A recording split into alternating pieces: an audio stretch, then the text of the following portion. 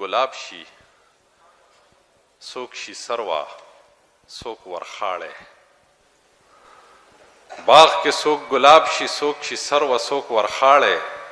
څوک د منځ غنچه شي څوک کبل د غاړې غاړې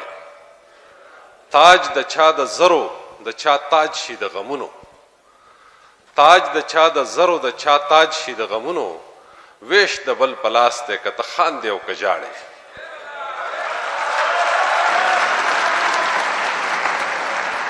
غني بابا د دې خپلو شعرونو په مصداق غني خان د منځ ګلابو د غني بابا غوندې شخصیت په حقله خبرې کول او بیا د دومره پوه خلکو په مخ کې خبرې کول ډېر ګران کار دی خو زه یو لنډې یو څو خبرې کوم او بیا به تاسو ته د غني خان یو نظم وړاندې کړم که موږ چېرې د پښتو ادب جاج اخلو نو زمونږه څلور ستنې دي د پښتو شعر خوشحال خان بابا رحمان بابا حمزه بابا او غني بابا دا څلور زمونږه غټې ستنې دي او دا څلور ستنې چې دي د دوی په هکله د دوی فکرونه ډېر خواره دي ډېر همګیر دي ډېر عالمګیریت او افاقیت لري خو خوشحال خان بابا په قام ډېر زیات مین و د قام مینه په شاعرۍ کې د ټولو نه زیاته جوته ده رحمان بابا چې دی هغه په پیغمبر صلی الله علیه وسلم باندې ډېر زیات مین و او د هغه د پیغمبر صلی الله علیه وسلم هغه مینه په شاعرۍ کې ډېره جوته ده نور موضوعات به مي حمزه بابا په اهل بیتو باندې ډېر زیات مین و نو د اهل بیتو مینه په شاعرۍ کې ډېره جوته ده او غني خان چې دی د نورو ټولو مینو سره د ټولو نه زیاته چې کومه مینه د غني خان په شاعرۍ کې زما په نظر کې ښکاري نو هغه دا ده چې غني خان په خدای باندې مین و او ډېر زیات پې مین و د هغې وجه شاید چې هر څه خدا ده چې شاید چې غني خان په صوفیانه طرز کې هغه څیزونه نه کړي یا هغه خیالونه نه ساتلي کوم چې ضروري و خو د غني خان د فکر هغه د وحدانیت طرف ته او د وحدت الوجود طرف ته تګ چې دی هغه یو عجیبه غوندې خبره ده ډېر خلک یې صوفي نه مني ډېر خلک یې صوفي منلو ته تیار هم نه دي خو غني خان چونکې ډېر ژور شعور لرو د الله د ذات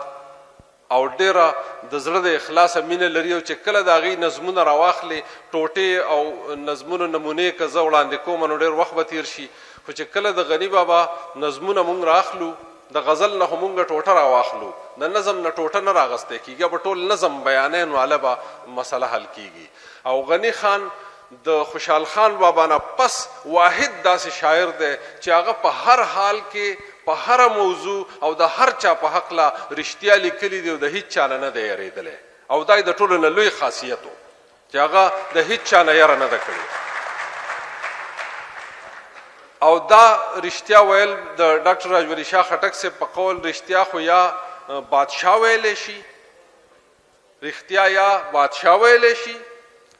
یا یې لیونی ویلی شي او یا یې صوفي ویلی شي او غني خان کې دا درې واړه خاصیتونه په یو وخت موجود وو که مونږ سوچ وکړو ځکه چې د پښتنو د بادشاه په کور کې پیدا شوی و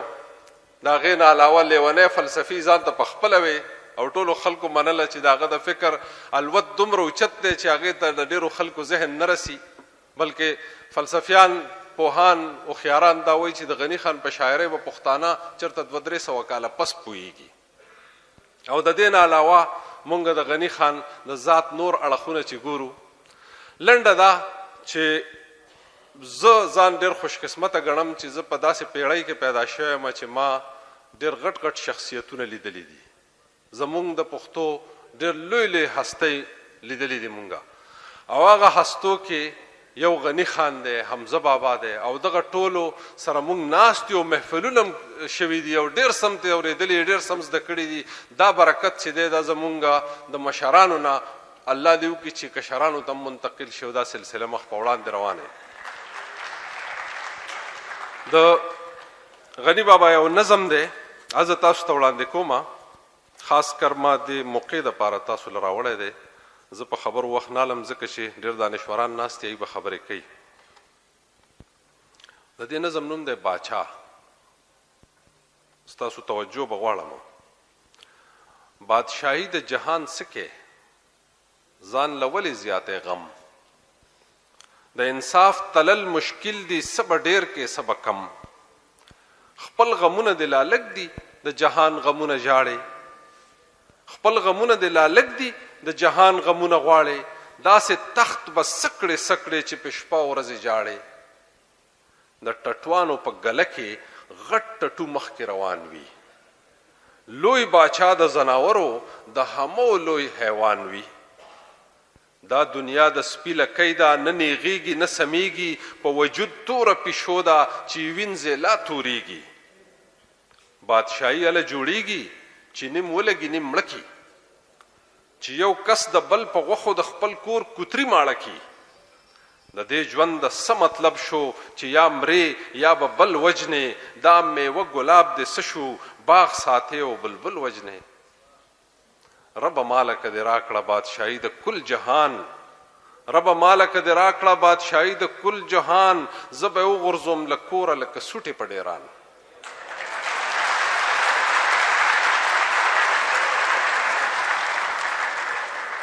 رب ماله که دې راکړه بادشاهي د کل جهان زه به وغورځوم له کوره لکه سوټې په ډیران دا یو دوه ګړی ژوندون زه په جګړو نشم تېرولی د دې ظلم په کټوۍ دی رب بل کې د برغولی ماله راکړه څو ګلونه یو نیازبین شانتې جانان یو وړوکی غوندې باغ او پخوا یې سیند روان ماله راکړه څو ګلونه یو نیازبین شانتې جانان یو وړوکی غوندې باغ او پخوا یې سیند روان چې زه په غاړه ناست یم په یخ سوري د خرولې په مزه مزه لیکمه د مزې مزې غزلې